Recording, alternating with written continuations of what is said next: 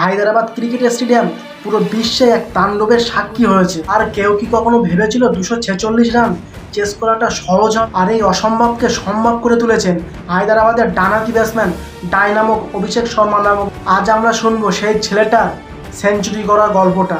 আর যারা এখনো লাইক দাওনি লাইক দিয়ে দাও, আর যারা সাবস্ক্রাইব করেনি সাবস্ক্রাইব। পাঞ্জাব কিং প্রথমে টস জিতে ব্যাট নিয়েছিল, ব্যাট নিয়ে তারা 6 উইকেটে 286 রান বোর্ডে লাগিয়েছে। হ্যাঁ, শুনতে ভুল হচ্ছে না তো? পাঞ্জাবের ব্যাটসম্যানরা মাঠে একটা সময় ঝড় বইয়ে দিয়েছে। বোর্ডে যখন 145 রান করে পাঞ্জাব, তখন হায়দ্রাবাদের ক্যাপ্টেন প্যাট কামিন্স দেখে হতাশ, কারণ সেটা সম্ভব ছিল না সেই রান চেস করা।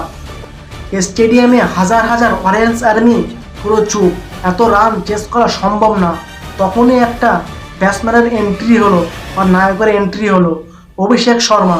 বন্ধুরা, তবে অভিষেক শর্মা যখন মাঠে নামে তার চোখে যেন মনে হচ্ছিল আলাদা একটা জ্বালা আছে। সে বলছিল যে আমি কাউকে ছাড়বো না, আর সেটা তিনি করলেন। প্রথম বল থেকেই আগুনের গতিতে ব্যাট চালানো শুরু করলেন। এবারে আসি সেঞ্চুরির গল্পে। পাওয়ার প্লেই প্রথম থেকে বলারদের উপরে তিনি ঝাঁপিয়ে পড়লেন। মাত্র 22 বলে 50 রানের একটা আর্ধশতক করলেন। করার পরেও সে থামেনি, ব্যাটের সমস্ত দিক থেকে তার রান আসছে। মাত্র 40 বলে সে সেঞ্চুরি করে ফেললো। সে হাফ সেঞ্চুরি করার পরেও সে থামেনি, বলারদের এমনভাবে মারছে তার জন্য মনে হচ্ছে পুরনো রাগ রয়েছে বলারদের উপরে। সে মাত্র 40 বলে ফুল সেঞ্চুরি করে ফেলেছে। আর স্টেটমেন্ট দিয়েছে যে আমি এসেছি এই মাঠে রাজ করতে। আগের ম্যাচটা কেএল রাহুল যেভাবে দেখিয়ে দিয়েছিল এটা মাই গ্রাউন্ড, সেইভাবে দেখিয়ে দিয়েছে আজকের এই ম্যাচ। অভিষেক শর্মার এই সেঞ্চুরির মধ্যে রয়েছে 10 থেকে 12টা 4 আর 8 থেকে 10টা 6। তবে প্রতিটি 6 আর 4-এর ভিতরে পাঞ্জাব বোলারদের হতাশ করে তুলছিল। আর বন্ধুরা, মজার ব্যাপার কি জানো?